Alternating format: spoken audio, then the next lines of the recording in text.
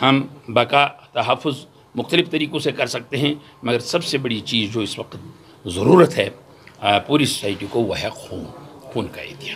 और यह खून का एहतिया इस वक्त जम्मू कश्मीर यतीम फाउंडेशन यहाँ मुनक़्क़द कर रहा है और तकरीबन 40 के आसपास डोनर्स आए हैं, वो डोनेट करेंगे। मुझे लगता है ख़ासकर आजकल का जो अयाम इन्होंने चुने हैं, महरमुल हरम के अयाम यहाँ पर चल रहे हैं, उस तकरीबात में भी जो हमारे प्रोसेशंस में ब्लड लॉस होता है हमारे अज़ादारों को, उसके काम भी ये आएगा। और जो भी ज़रूरतमंद होगी फाउंडेशन की तरफ से वो इसमें एक सर्वे करते हैं, जो ज़रूरतमंद होगा उससे इस ब्लड डोनेशन कैंप से मुस्तफ़ीद होंगे।